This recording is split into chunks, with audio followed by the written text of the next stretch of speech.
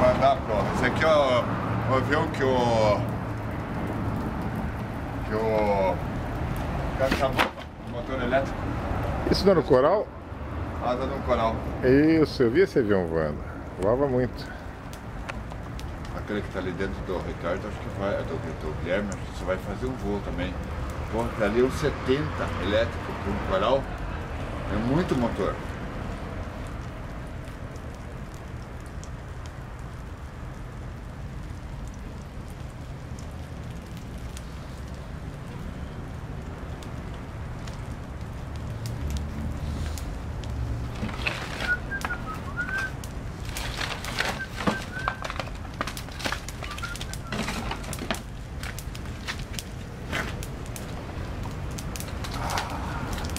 Adeus, Dick Vigarista. Também da Ela chegou a fogueira. rachar o muro. Um dos incêndios que eu fiz aí. Não tinha nenhuma racha, rachou o muro. Calor extremo, né?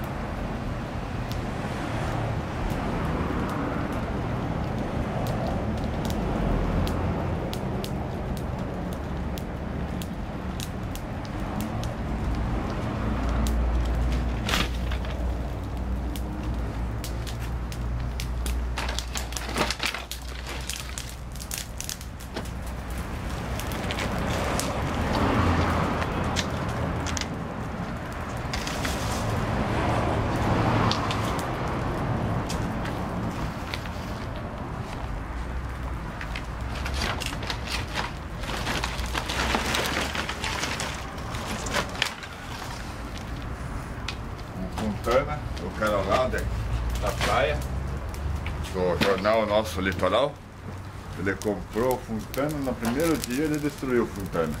Daí para não ficar mal em casa, ele correu na loja, comprou outro, montou bonitinho, acho que nunca mais voou, tá lá guardado na casa dele. Nunca tive um Fontana. Aliás, eu nunca voei um Fontana.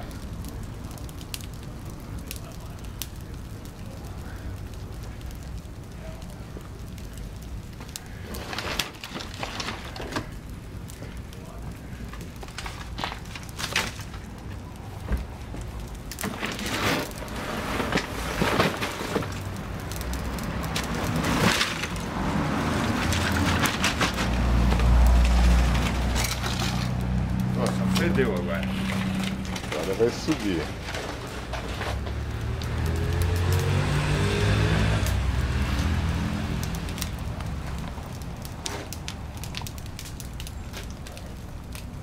Amanhã eu venho catar as ferragens, os araminhos, os creves de aço que ele revende foram juntos. Já tá tudo destemperado, tudo.